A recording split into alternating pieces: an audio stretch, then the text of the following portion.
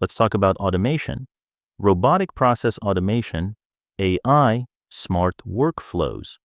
When most businesses think about bringing it in, they have one mental model. They think automation is a magic box. You find a boring, repetitive task, you buy this software box. You plug it in, it just works. Suddenly, the task is done faster, cheaper, perfectly. It's plug and play, it's a technical install, it's a silver bullet. This idea is everywhere, in software sales, demos, in executive pitches. And it's why most automation projects fail the moment they hit real business. So why does this magic box thinking fail? Because it assumes the task exists in a vacuum. It assumes the process is perfect, the data is clean, the people are ready, and nothing ever changes. In reality, that task you want to automate, it's buried inside a living, breathing, messy human system. That simple data entry has 15 exceptions per week that Susan in accounting just knows how to handle.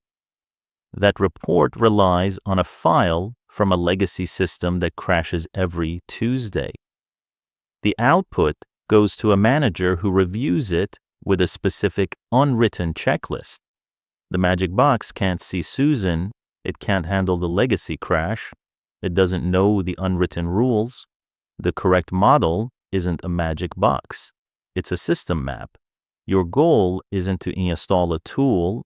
Your goal is to redesign a system. Look at this.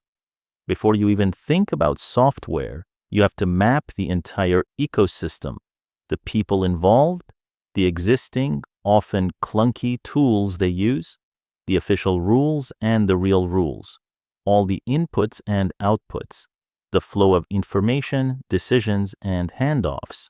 Where does the data come from? Where does the work go next? Who approves what?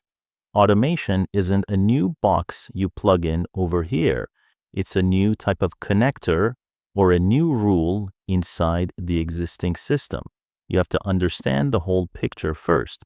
Getting this wrong has a massive, expensive cost. With the magic box approach, cost. You blow budgets fixing brittle bots that break with every website update. Failure. The system collapses at the first complex exception. Adoption is zero. Scale. You create spaghetti automation, a tangled, unmanageable mess that can't grow. Business impact. You waste hundreds of thousands of dollars and erode trust in innovation. With the system map approach, you see the bottlenecks before you code. You design for exceptions. You bring Susan in as a co-pilot, not a victim. You build a stable, understandable foundation that you can actually scale. The ROI becomes real and sustainable. So here is the one insight to take away. Never start with tools. Start with thinking. Your first investment shouldn't be in software. It should be in a whiteboard markers and time with the team that actually does the work.